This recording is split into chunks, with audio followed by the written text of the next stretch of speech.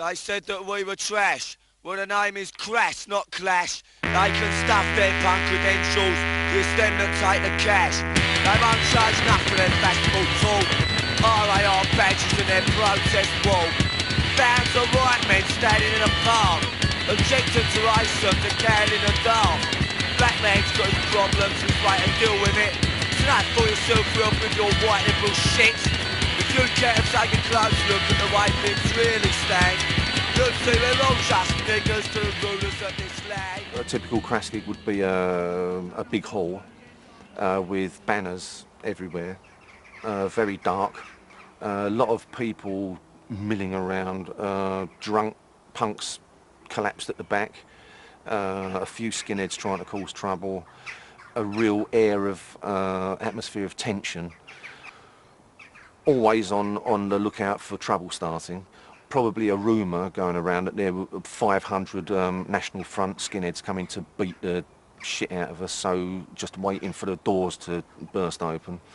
And then getting on stage and being spat on and sometimes things thrown at you, but just like real sort of tension. Not for me, matching flaws, sweeping up from natural fuck. Not for me, so that rocks, just a put in any gas. People ask me what I do, such a them, wouldn't you? Human punch up, that's not me, a written, that's a society. Standing on up, jump on it, but I'm coming shit for anything. Like a fly, silly moves, all they are singing fools. You gave us conscious money. I think what Crass was trying to do, but it had to do it in an orderly way, was to say that it is possible. You know, it's possible to exist outside of the framework.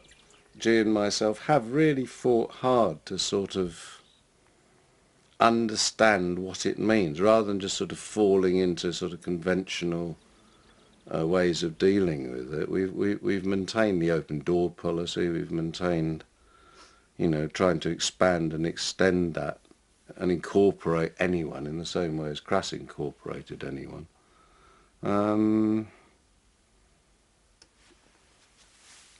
Against a society which actually has been increasingly closing its doors. You know, I think that, you know, from the 70s, which was really our sort of era in a way, you know, the sort of liberationist era, you know, the fight's got harder and harder and harder.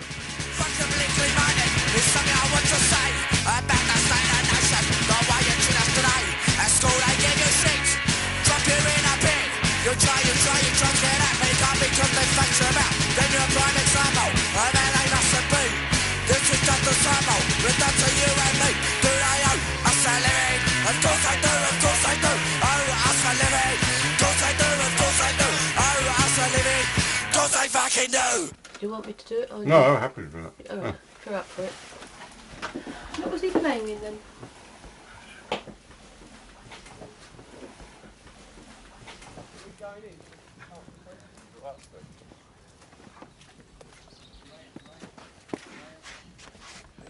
You coming in?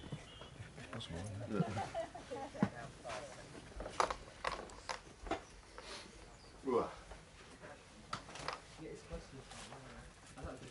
It might be an idea to see. Oh no, are we going to have the big fire tonight?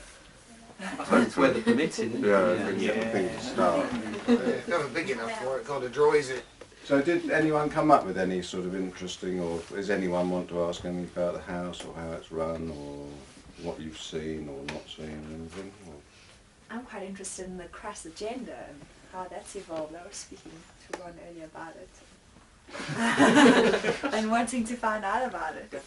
When I opened the doors up here, which was 40 years ago, whatever it was very much with the idea of being a creative centre. I mean, we were always organic because it's more sensible and it's cheaper, but always the prime reason for us being here, and most of the people who've remained as residents here have been artists or writers or filmmakers or musicians.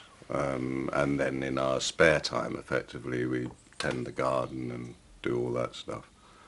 And we've done masses of projects, you know, and Crass was the only project that ever became sort of renowned. It was a punk band, very, very political, very much I mean, our major statement was there is no authority but yourself, You know, in other words, life's your responsibility. On the one hand, we're sort of viciously opposed to what then wasn't known as globalisation, but we defined as just being rampant capitalism. So on the one hand we had a very political agenda, but on the other hand we had a very DIY agenda of basically, well, get a life, sort yourself out, you know. On the one hand to oppose the material world on every front, and at the same time, you know, offer practical ways of doing it. So on the one hand we'd be sort of, you know, giving out handouts on how to make petrol bombs or something like that, you know, and at the same time how to make your own bread. They ask me why I'm made or why I'm bad. They tell me I've got things they never read. They tell me go to church and see the light. Cause the good Lord's always right. So what? So what? So what if Jesus died on the cross? So what about the fucker? I don't give a toss. So what if the master walked on the water? Don't see it, try to stop the slaughter. Say I wouldn't have to live for bins if I would go and look confess my sins. Say I shouldn't commit no crime, cause Jesus Christ is watching all the time. So what? So what? So what if he's always over my shoulder? Realise the truth as I get older. Get to see what a con he is, because it's my life, my notice. Well, I say they're gonna send me away. Say they're gonna make me pay. Yeah, I know. You be good. You stay. You stay. Yeah, I know. You stay. I won't be long. I'd heard about punk rock, but I hadn't seen it or anything. And then I came out of work one day and I noticed a poster for a band called The Clash that were playing at the Colston Hall. So I just went along to see what it was about, and I was just knocked out by it. That for the first time in my life there were a bunch of working class blokes, young men, looking absolutely really frightening, saying the sort of things that I'd always wanted to say. That previously I'd sort of got into David Bowie and things like this and sort of liked it, but it was never that. It was always that superstar thing, and now on the stage with these working class guys coming from the same background I had, saying exactly the things I wanted to say, and I was like, and then when Joe Strummer at the end of it said, if you think you can do better, start your own fucking band, and I was like, that's what I want to do that.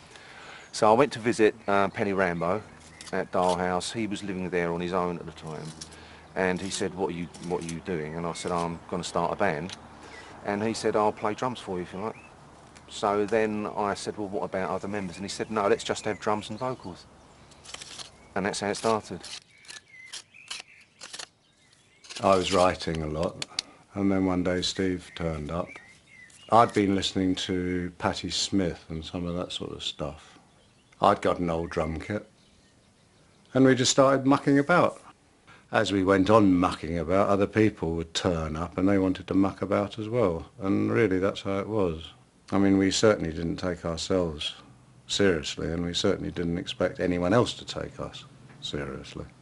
We had no ambition to, well, I had no ambition, Steve might have done, but I certainly had no ambition to do anything, you know, within a sort of consensual, within the construct.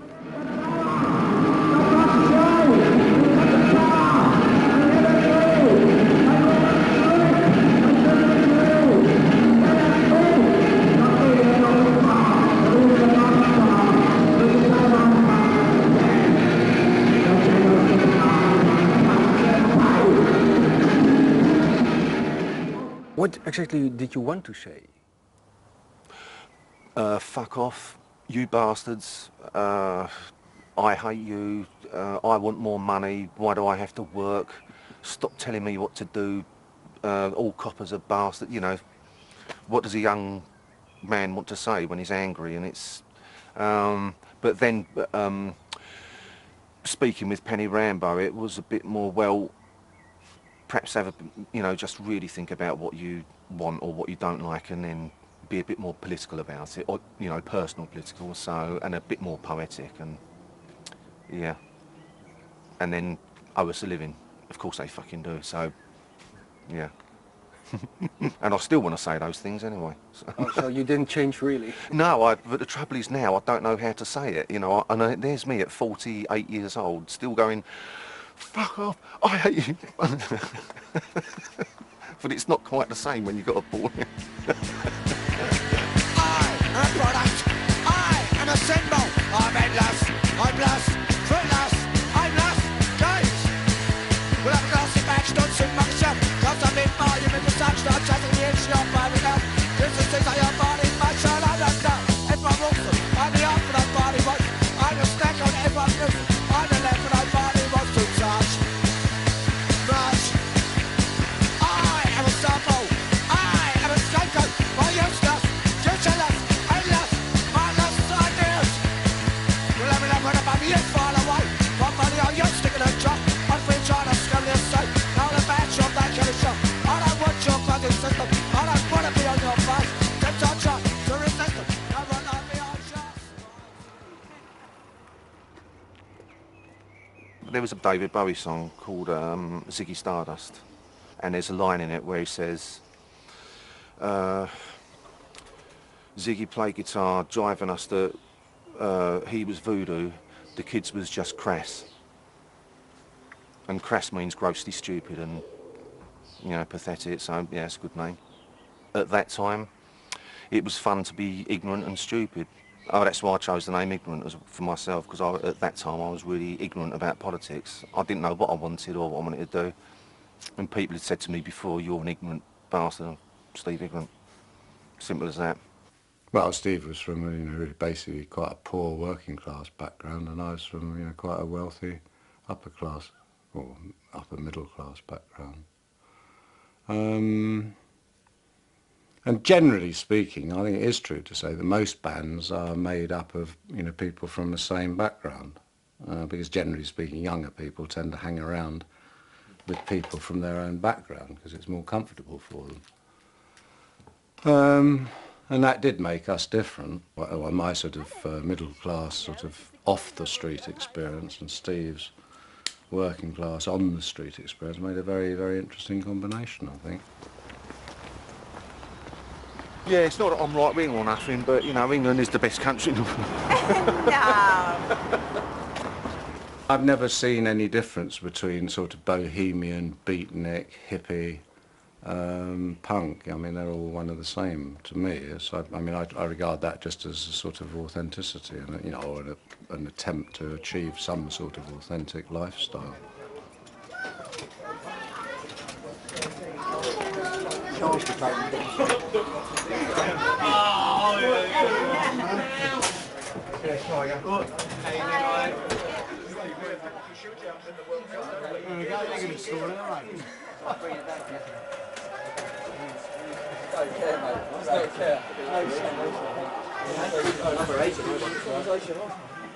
Just one. Despicable, no good lads, over nuts. Thank you. Come on, earn your money. Fucking saucer! What a wanger! Fucking idiot!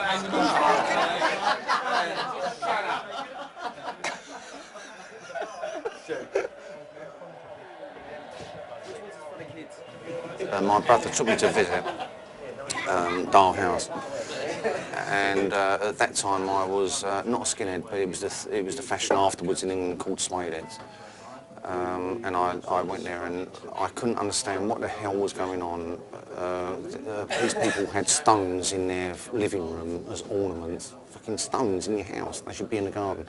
Using words that I'd never heard of before. But what I really liked about Penny Rambo and G was that for the first time in my life, if they asked me a question, or if I said something, they'd answer it and treat me as an equal. And that's the first time I'd ever had that, so I kept going back to visit. So when me and Penn were starting Crass, we could just take it didn't matter. It really didn't matter because I just used to live with my parents in Dagenham and whatever I said, because I was into poetry and all this sort of stuff, and I discovered a bloke called I'd read a book by a guy called Oscar Wilde called The Picture of Dorian Gray. I really got into poetry and started writing my own poetry and yeah, sort of writing songs because I wanted to be David Bowie.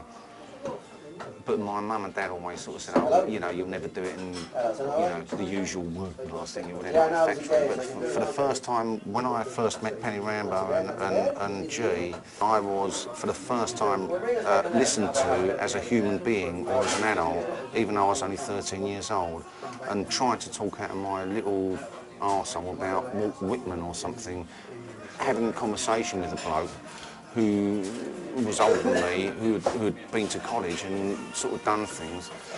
I just thought that was fantastic.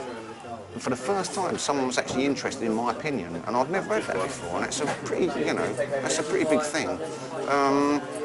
And so when it was Crass, it was the same thing. There wasn't, we were just friends, you know, and I'd almost respect him for that. He's always respected that for me, you know. And we really did blow away that upper class, working class divide, and we were just two guys doing it.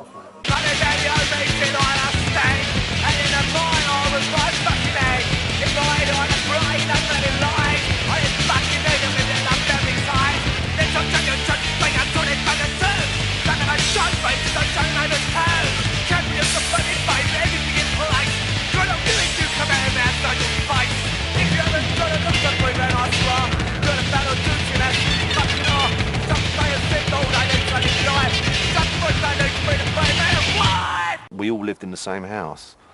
You couldn't have Crass without what was happening in our personal lives. It was all so interwoven, you can't separate them. So it never stopped. It wasn't like we went to the rehearsal studio and then played Crass. The rehearsal room was in our house, so it was like, right, okay, then what we're doing tomorrow, rehearsing. It never stopped. The phone was ringing, people were coming to visit all the time. You know, punks coming to camp in the garden and all this kind of, so you never got away from it. And the experience for me was just it never stopped, and it was a lifestyle. A good one. I wouldn't change, you know, I wouldn't change it. We never had rules. For example, if with 15 people living in the same place, if there was washing up to be done, it wasn't, you know, there wasn't a rota and on Wednesday Steve does the washing up. You just did it. And the whole way of living like that was, well, consideration for other people first.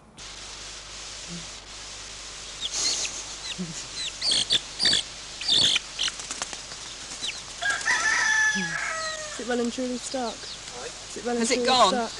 No, it's still up there. So I just come back to the skin. Mick's taking some film. Oh, yeah? Quick, get in it. Quick. No, don't pretend. It's just I was getting like so fucking swamped with those flyers. Yeah. Do you want some help or something? Eh? Do you want some help? No, it's nothing to do with it. How high is it? Right at the top, but I think it's only held by about 2 branches. As usual. What? You try to look cool. That's all, just you. Yeah, you were.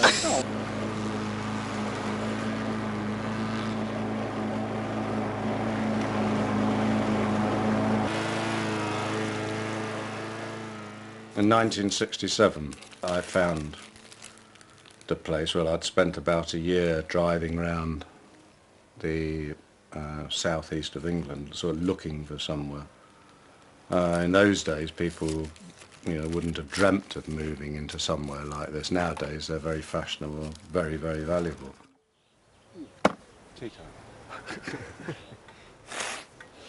I saw a film, it's the end of The Sixth Happiness. There's a movie about Chinese inns, and they had this tradition of people turning, you know, like walking to the inn, and then they would tell their story, and then the next day they'd move on and go somewhere else. And I was rather inspired at the idea of sort of opening up somewhere where people could come and they'd sort of pay for their supper and a bed by telling a story. That was my romantic idea.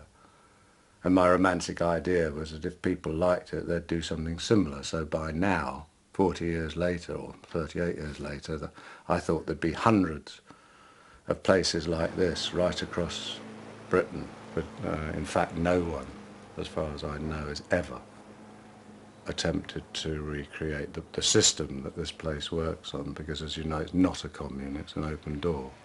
Most communes manage to survive based around some sort of ideology or religion or whatever, and I'm not interested in sort of shared ideologies or religions. And the open door policy, which is the one we have operated on since then, allows people to come and it allows people to go, and it allows conflicts to develop and allows loves to develop, all sorts of things without any condition. It's a very unconditional state of affairs. And creatively, I suppose that was reflected in the sense that, you know, if someone said, oh, can I join the band? And there wasn't any question as to yes or no. I mean, it was an automatic, of course you can, what can you do? And it didn't matter if they couldn't do anything at all, like Andy. I mean, he hadn't got a clue what to do with the guitar, but, you know, he got one and made a noise on it, so that's good enough.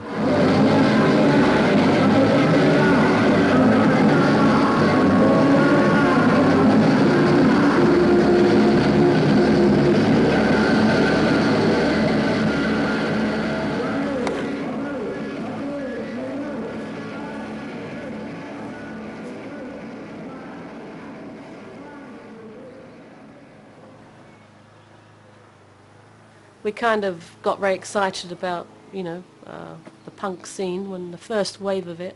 It seemed really exciting. At last, you know, there was a youth culture growing that was saying, well, just fuck off, you know, and all the rest of it. Well, we felt it was, but then it started to sort of sour for us because I suppose the idea of no future was sort of not in our realm. I suppose, you know, we were accused of being old hippies. Well, fine, you know, the old hippies had a dream and we still dream it, you know, and still aim for that, you know, and which is about coming together. And, you know, that's difficult in itself. So I suppose we took up that area of music and expression because none of us were musicians particularly, and the whole ethos was just get up and do it, just express it.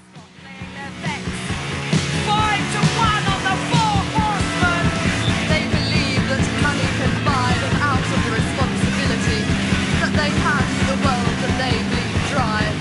They are the true pornographers, the real stylists in human perversion, rich, educated tarts that dumbly buy, watching their... I'm not a great stage person, so it suited me with Crass to, you know, do the artwork and film work and anything else I could, you know, write songs. And the artwork was really the covers.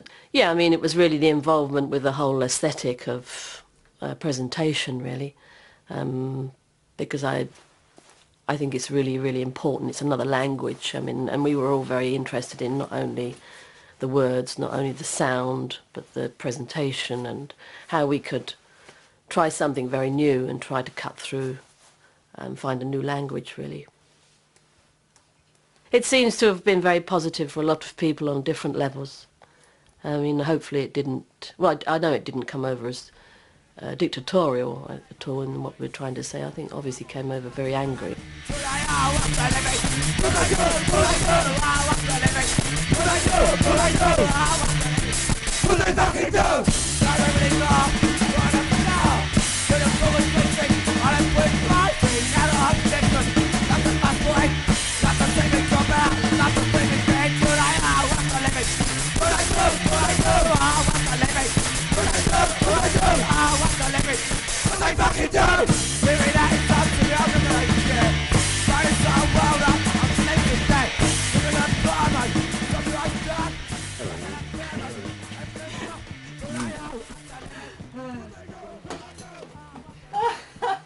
Good Lord!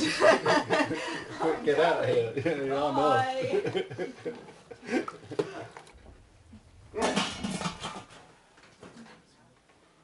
should go off with this. There's some in that one. Can you turn the other one off first? Yeah. Mathieu. Hey! It's Ron!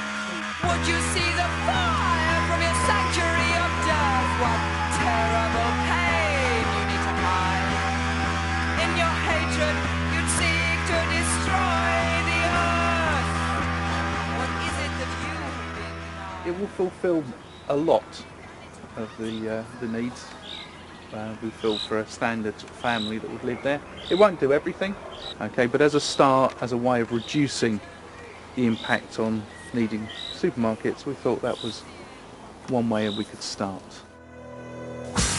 What now? Now you would destroy the earth. Drive riverbeds. What now? Now in your control, birth and death, dry the bodies. What we're doing this weekend, we're running a basic introduction to permaculture weekend. It's looking at just different ways, sustainable living really. It's looking at ways we can grow our food sustainably, build sustainable housing, forestry management, water management, all kinds of aspects of human life really that we can actually do in more sustainable ways than we are currently in our culture at the moment. To absorb it and seal it so that you don't get smells, you know. Lifting the Will lid. is it supported by anything then? Will it, I mean, that looks a bit precarious, like you could fall. Yeah, I mean, well, you'll get used to it. Yeah. No, I mean, it's all going to be boxed in, and there's going to be a structure. There'll be a surrounding structure. Yeah, that was just that's just a demonstration, honest. Yeah. Hey, you know what I thought? Up there, there's two desks which actually are still as desks. Oh, right. Yeah. Well, we could use one of them because they're double lidded. Look, and that fits.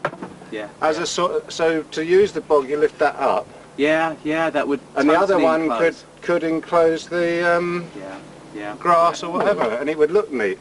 It would. It's ready made with hinges. We need to. Yeah. So we've got to have that space, haven't we? Yeah. Well, there was this idea of going and get another spade. Mine! A bit zapperish. Oh, lovely lad. Yeah. I think we should. You can actually see it go down. Shall I drop one? No!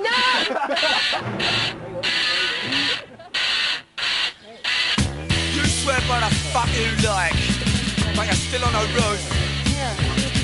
I'm not gonna change the system.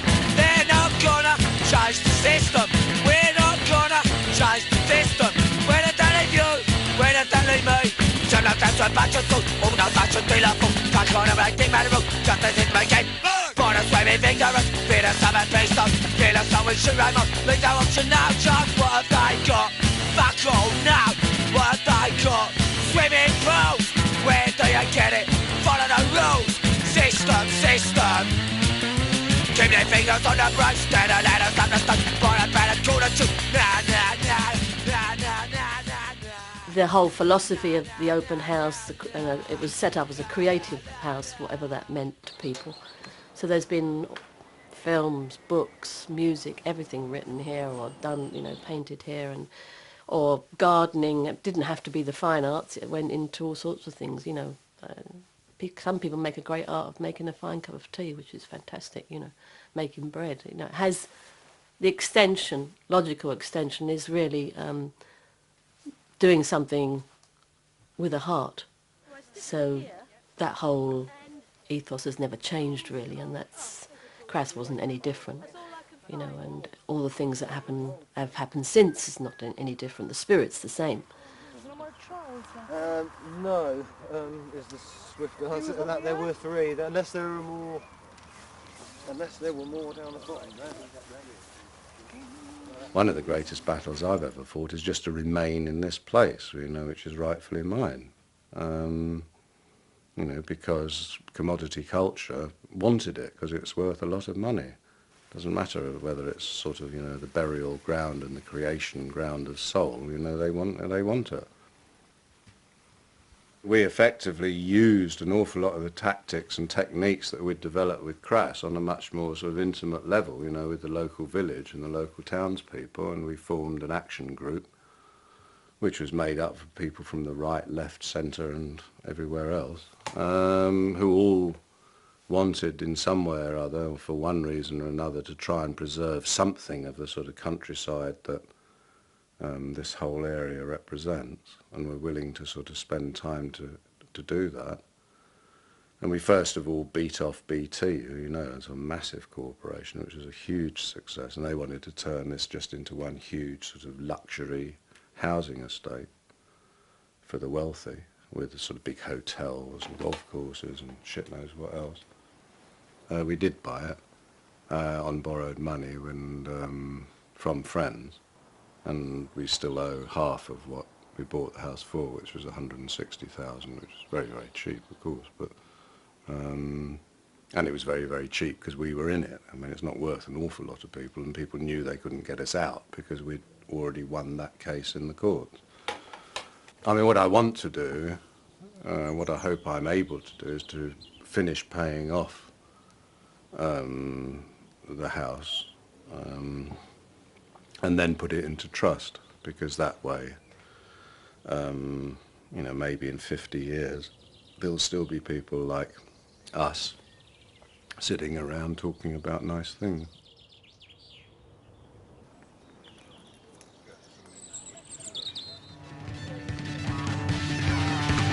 Buy now, let's go. Buy now, say hello, can put small to your life. To enter Tremor's paradise and champion dignity. A lovely colourful salty meets who watch you change and taste it right. Dreaming of things that money can buy. Rush on shit, plastic crap. My life might be worth more than that. Black mask can own traffic spray. I'm no faker, but I'm saying lust on to our woodfish race. Oh, happy days! The sort of goal he scores so often for Chelsea for the keeper. Steve, did you hear that David Beckham was wearing a Crass t-shirt? Yes, I did. Designed by Jean-Paul Gaultier. At that time I didn't really think anything. It was just like, well, that kind of stuff. People have been selling Crass merchandise for like years, and I've not bothered about it, so why should I bother about it now, you know? And I didn't. But it's only recently that since I've had numerous people coming to me and saying loads of Crass stuff is being sold on the internet, and there's a bloody clock with a Crass symbol on it, that or Eve Libertine with the flag from the Feeding 5000 thing. Buy a clock, you can buy, you know, obviously t-shirts, little coasters, tea towels and shit like this, and all of that money is going somewhere, and I don't know where the fucking hell it's going, so I just want to try and stop that. It seemed very ironic that, you know, probably one of the wealthiest non-landed gentry, or well, certainly he must be one of the wealthiest people in this country, was wearing a Crass t-shirt. And then I just forgot about it. I mean, I did sort of think of following it up by maybe doing a t-shirt with him on it, wearing a Crass t-shirt. And I just thought it'd be ironic to produce a t-shirt of him wearing a Crass t-shirt with something like, you know, David supports Crass. And see, you know, how long it would be before their lawyers tried it on with us. At the moment we're being ripped off, and we're not getting paid for it. Well, what we could do is still get ripped off but be paid for it. You know, this is the year 2006 now, it's not 1981 or whatever. The world has changed, and it's... And what do you mean by that? That it's not... In the late 70s and the early 80s, it was possible to live on a dole, and it was possible to not have a job, or you could live without money. Now you can't. It's really fucking difficult. You've got to have money. You've got to not you've got to have money, I sound like a fucking capitalist, you know, just on about money all the time. And it's not that, it's just the world is different now, and you have to move with it. And I just am so frustrated with the thought that some fucking big company, you know, don't even know who Crass were, but it's the product sells well, so they're fucking selling it and getting the money for it, and we're not getting nothing. Fuck it. Bollocks, that's got to stop. That's just crap.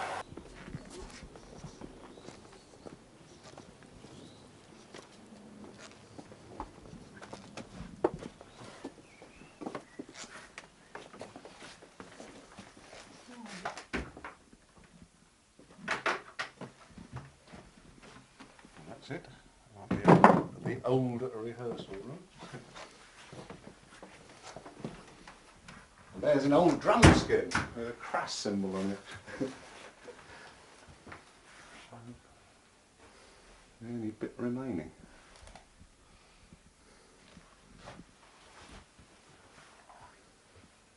It's been lots of things since then. It used to be completely lined with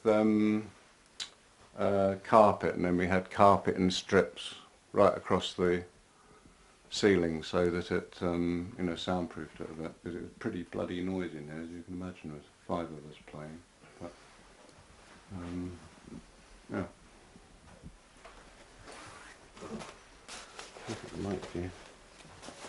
Oh, there we go.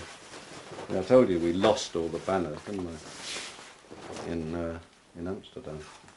But one remained, which has to be the right one, really, doesn't it? There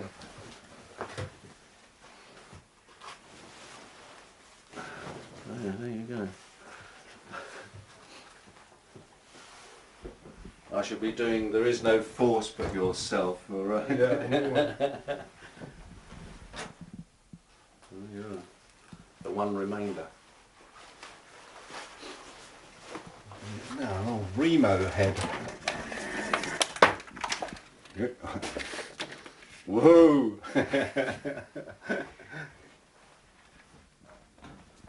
Who invented the cross symbol? There's a guy called Dave King, who was an art student, friend, who lived here.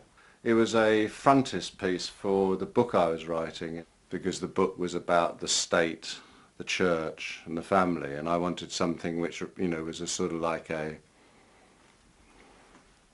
the sort of fascism of that control, and that was the symbol, which I think was a very brilliant piece of design.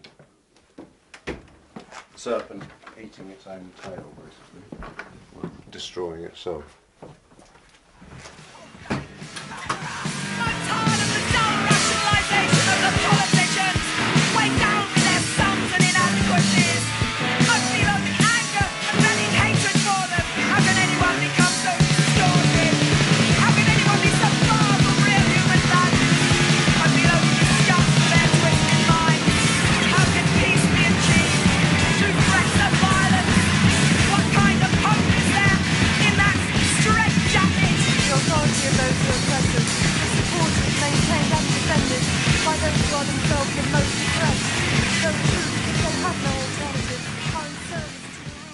And how exactly was Crass socially and politically active? How direct?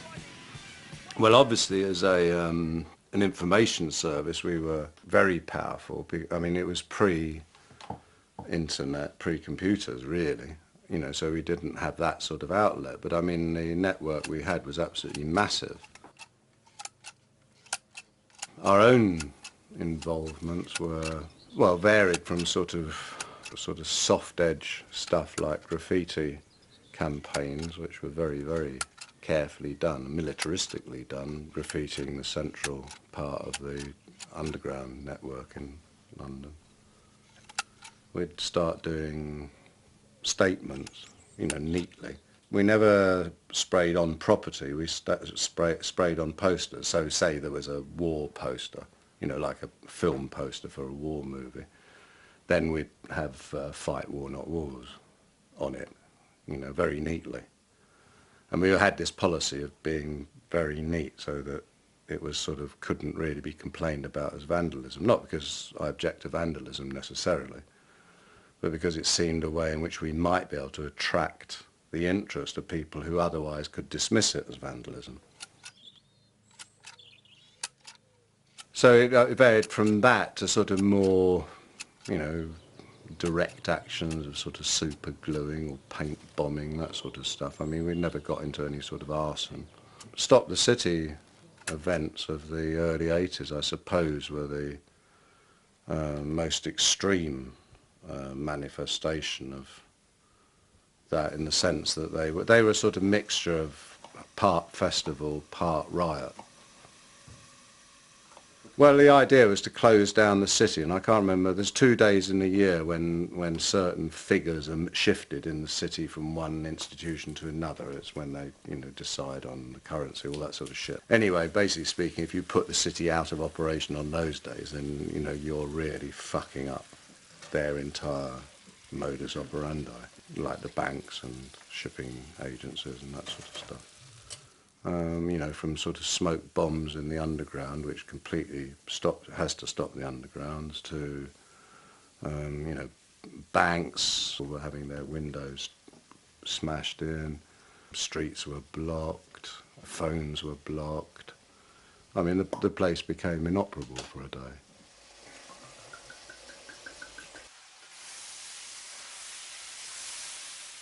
I believe, you know, that it set a pattern. I mean, certainly Reclaim the Streets came out of the Stop the City movement, and, you know, inevitably I think that, and the Stop the City thing actually did spread right across the globe.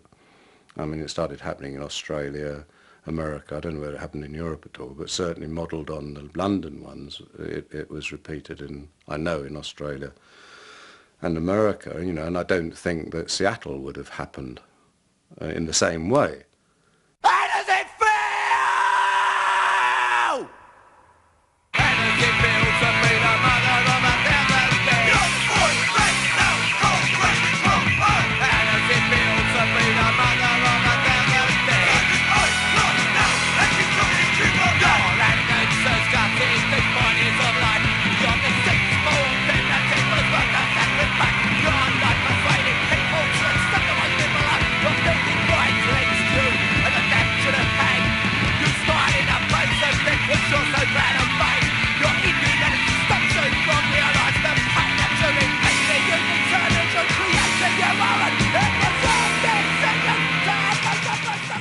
We released a record called How Does It Feel to Be the Mother of 1,000 Dead?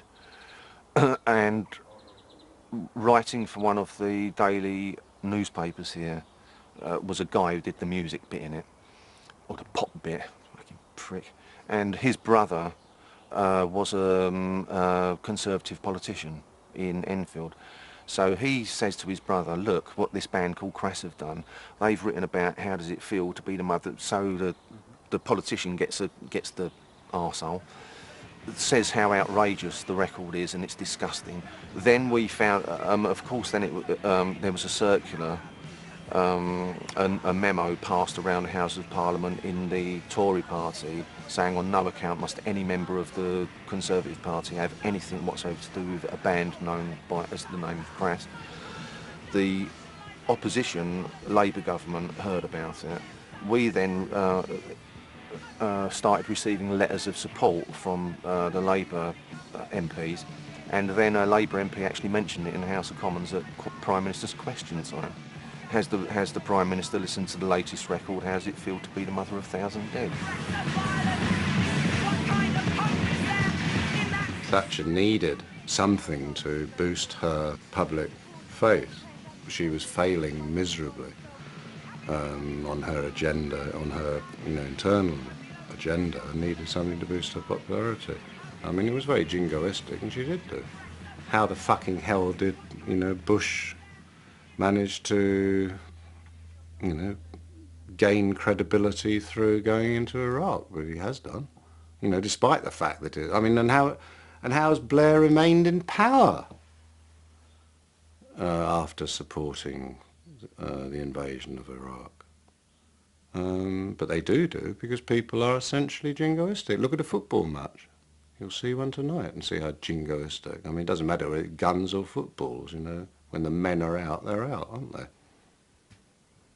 It's very difficult, you know, for a country in a state of war to actually dare to say, I object, you know, because, I mean, we were accused of being traitors, you know, both in the national media and by people down in pubs and that sort of shit.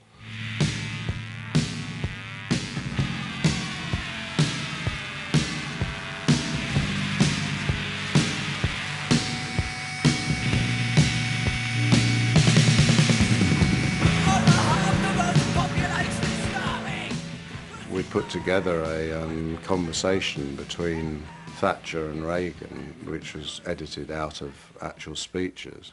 And the basis of the conversation was basically Reagan questioning Thatcher about the sinking of the Belgrano. We had had classified information from the Falklands. We knew a sailor who used to be a skinhead, and he was heading out to the Falklands. And then he contacted us somehow or other as he was returning and just spewed out all this information about the sinking of the Belgrano and the sinking of the Sheffield. The sinking of the Sheffield was something that still hasn't really come to light. I think it was 4 ships. It was one of the big flagships that actually Prince Andrew or Prince Edward, but one of the royal sons was on board. So obviously they had to ensure that that wasn't going to get whacked. The naval response was to order that 3 of the 4 ships should send up flak, you know, which is silver foil, which diverts missiles. Yeah. And the other one wasn't informed, the Sheffield. So it guaranteed that when the missiles arrived, they would go for the one which wasn't protected by a foil shield, which it did. So the Sheffield was sunk. And the men knew that, you know, and there was almost a mutiny, which is why the boats took so long coming back, because they had to sort that out. We are familiar with going and Secretary A reached an agreement. All to tender was in vain. Don't hesitate. It's the news now prominent. Let's quickly go. Oh God, it's not like it was, but here. Wait a minute. Those are missiles that we follow on the screens. They might have to. And let them know. What do we think again? What I said before. Thank you. That's period. Not incentives at all levels. Pete took the tapes out to mainland Europe, sent it to all the major newspapers in mainland Europe. And then that night we heard nothing. And then the next thing we heard was a report in some American, I think it was a San Francisco paper, about KGB tapes, Pentagon exposing KGB tapes, and we recognised them as being our tape. You know, and then it became a really big story in the American press about, you know, KGB, these are the methods used, you know, to what will lead to the Third World War. And anyway, this guy rang up, this reporter, and said, do you know anything about these tapes? And I picked up the phone and I said, no, I don't know what you're talking about. He said, well, I think you do, and I want to come out and talk to you about it. So I said, well, look, if we were to admit it, would you be prepared to print all the information that's given on the tapes about the Sheffield and the Belgrano? And he said, yes, I could do that. And they did do it, you know, so we managed to get, you know, this sort of really, you know, top secret classified information about the Belgrano and the Sheffield into the national, you know, the good quality press. It had no effect at all whatsoever, except this sort of huge interest in us all of a sudden. And, you know, and at that point the KGB actually did get in touch with us under the guise of being a literary magazine and invited us up to their offices in West London, you know, which was obviously a complete sham. And it quite obviously was KGB, and basically they were seeing whether we were worth recruiting. And from that point on, it just became fucking stupid, because we were no longer commentators and activists. You know, we'd become sort of experts or something or other. Certainly we became desirables to the secret services and that sort of rubbish. And it started feeling really dangerous, to be honest. Pacified, classified, keep in line, you're doing fine. Lost your voice? There ain't no choice. Play the game, silent and tame, with a passive observer. Sit back and look at the world they destroy and the peace that they took. Ask no questions, hear no lies, and you'll be living in the comfort of a false paradise.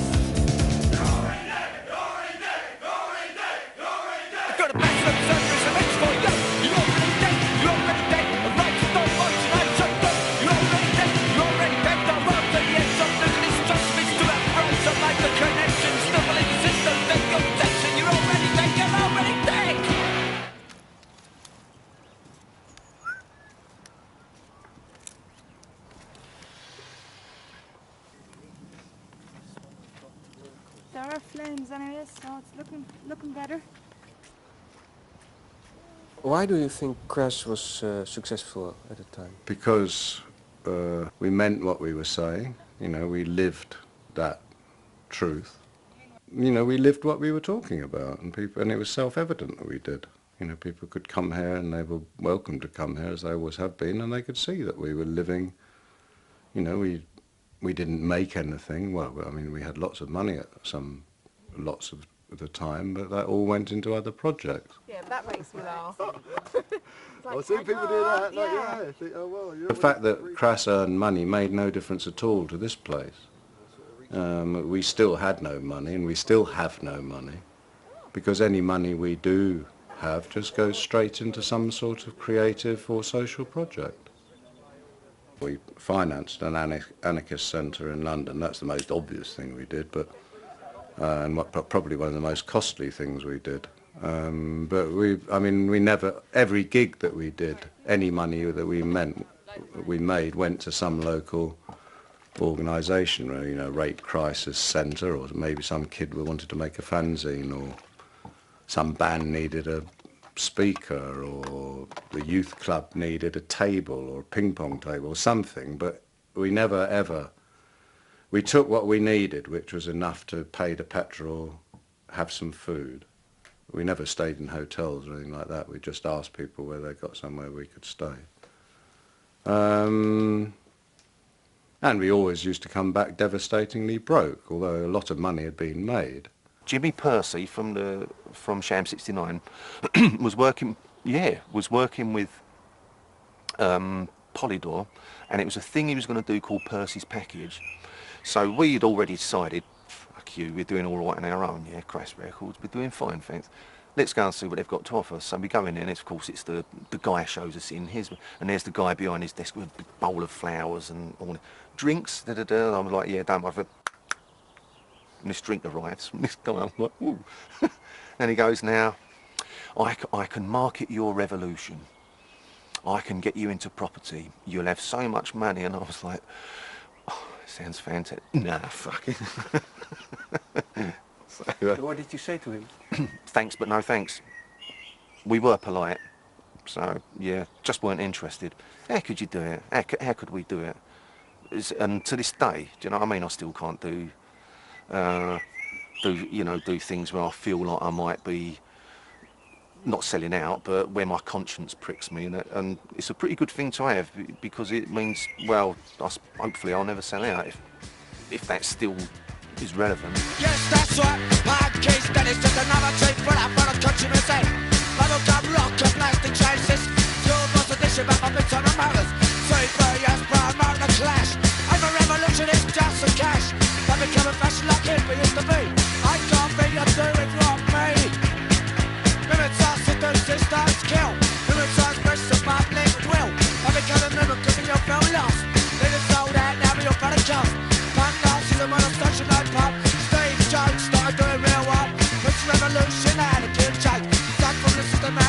No. Well, I'm tired of staring through shit-stained glass. Tired of staring at my superstar now. I'm gonna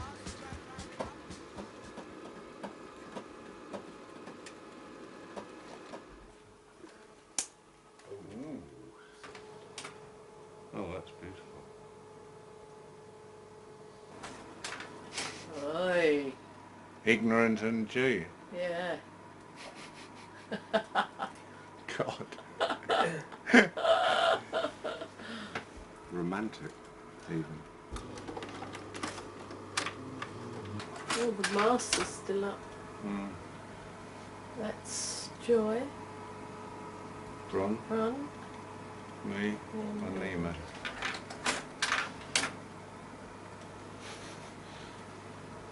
That doesn't seem so long ago, though. Strange, isn't it? Doesn't look like you at all. It doesn't, does No. Really weird. How did Crass end? I think there was a schism developing. Well, I don't think, I know there was.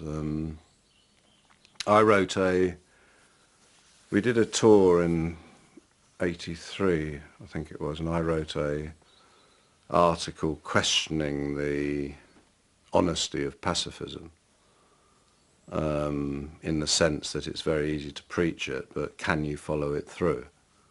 But anyway, that was, you know, it was becoming obvious by then that, you know, there was a very distinct separation going on.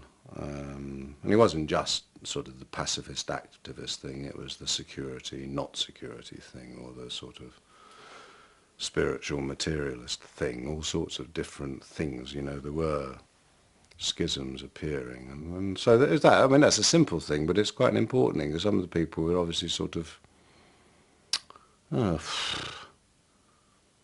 they were sort of looking at it as a livelihood. Well, I don't get that. I don't understand livelihood. You know, I understand life, but I don't understand livelihood. You know, I think it's a sort of absurdity. We're not prostitutes. I'm not a prostitute. I was actually quite ill, physically ill. I kind of wore myself out, because for me it was continual. You know, the band kind of rehearsed and did the gigs, and you know, I would be there doing the films, you know, operating a lot of the stuff, but when I got back I would have to start a new cover, so it was quite an intense kind of 8-9 years.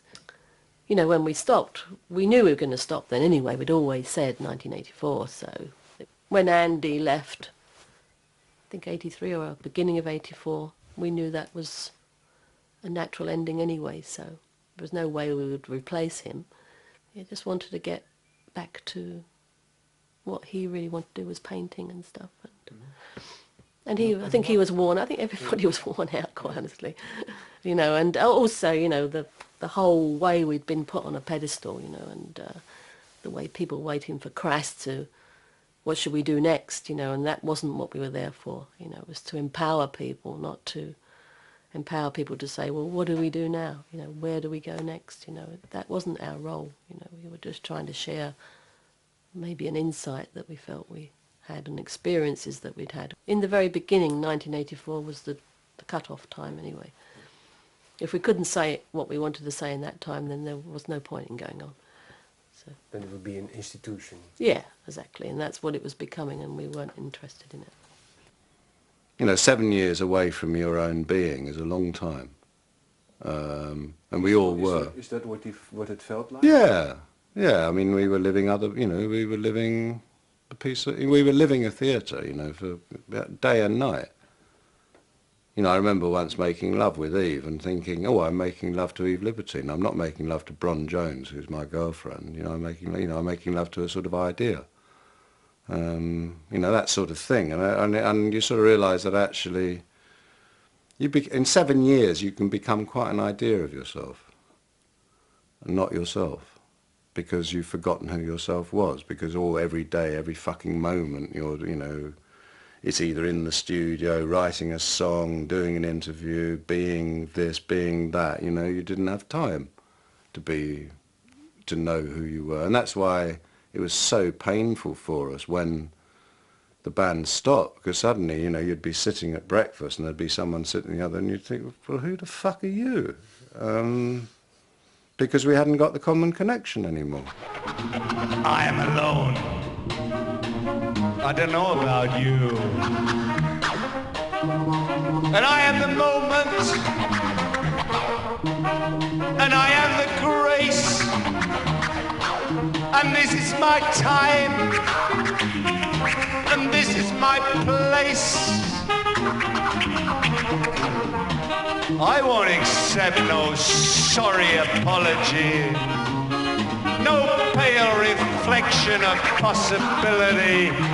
There is no force but my own.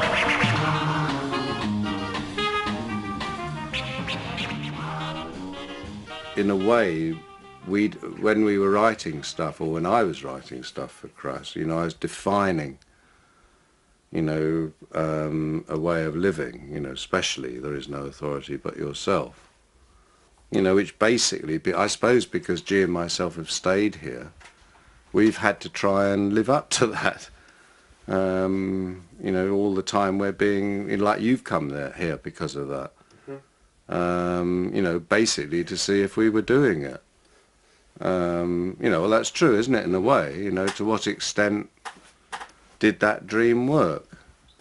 And I mean, that's a question we both ask ourselves all the time. You know, to what extent does the dream work? You know, how could we make it work better?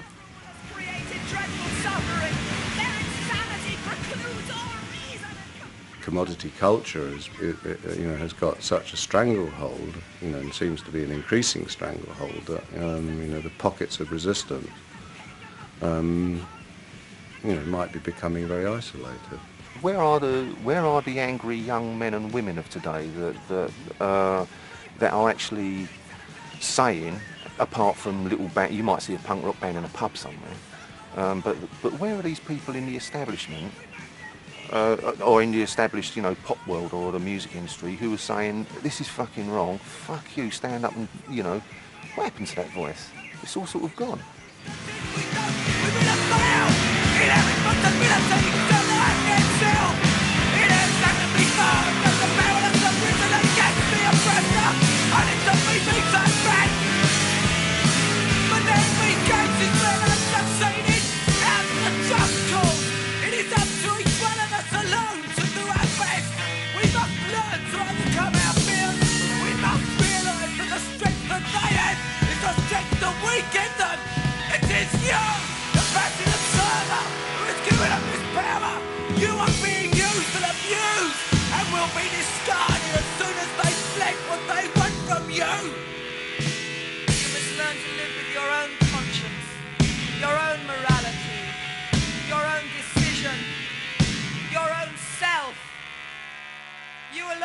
Do it. There is no authority but yourself.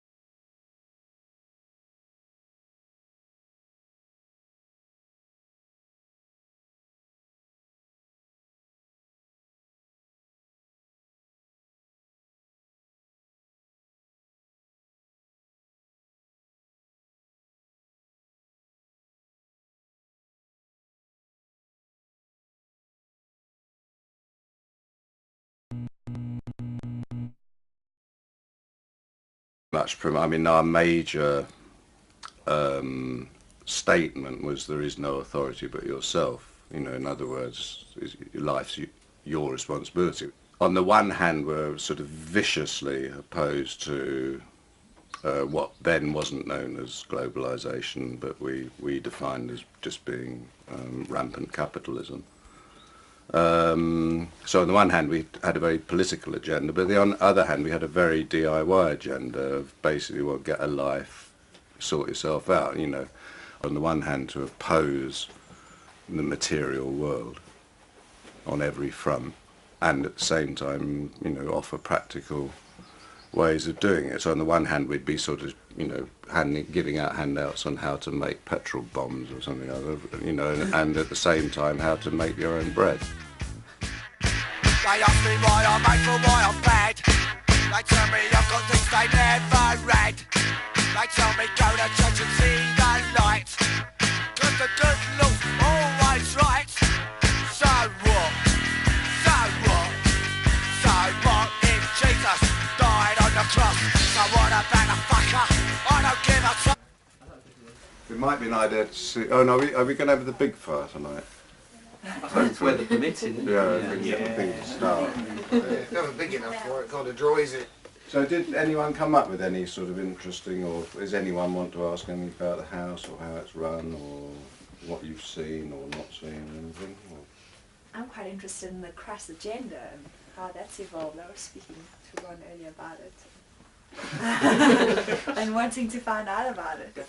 When I opened the doors up here, which was 40 years ago, whatever it was very much with the idea of being creative centre. I mean, we were always organic because it's more sensible and it's cheaper, but always the prime reason for us being here, and most of the people who've remained as residents here have been artists or writers or filmmakers or musicians.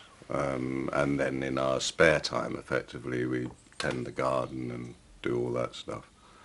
And we've done masses of projects, you know, and Crass was the only project that ever became sort of renowned. It was a punk band, very, very political, very...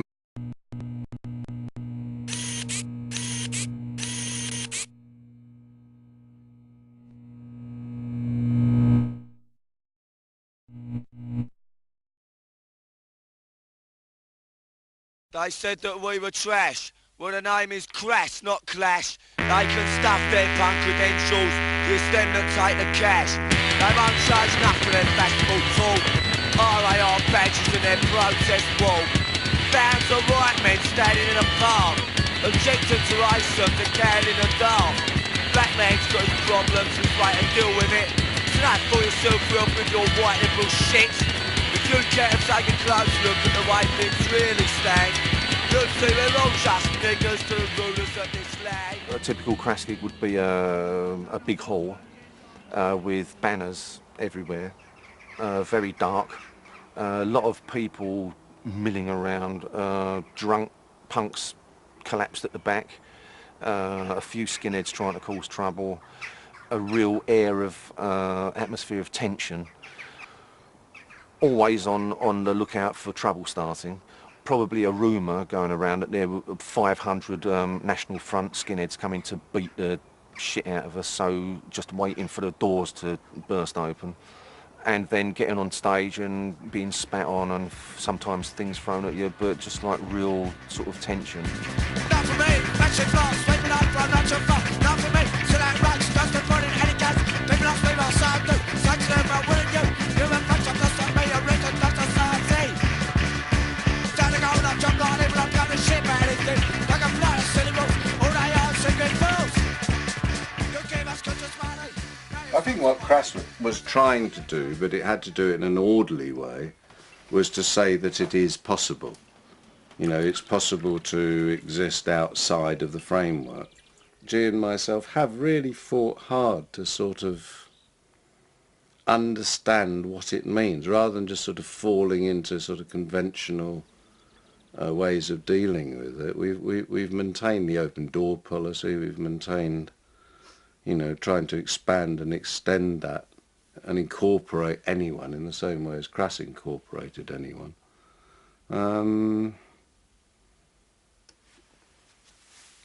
Against a society which actually has been increasingly closing its doors. You know, I think that, you know, from the 70s, which was really our sort of era in a way, you know, the sort of liberationist era, you know, the fights got harder and harder and harder. There's something I want to say about the state of the nation. The way you treat us today. At school they give you shit. Drop you in a bin. You try to get at me. Can't be took the facts about. Then you're a prime example. And then they mustn't be. This is just a sample. But that's to you and me. Do they owe us a living? Of course they do, of course they do. Oh, us a living. Of course they do, of course they do. Oh, us a living. Of course they fucking do. Do you want me to do it? Or No, I'm happy with that. All right. You're up for it. What was he playing in then?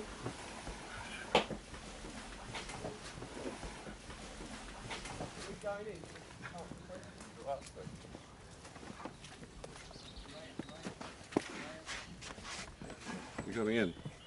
That's all right.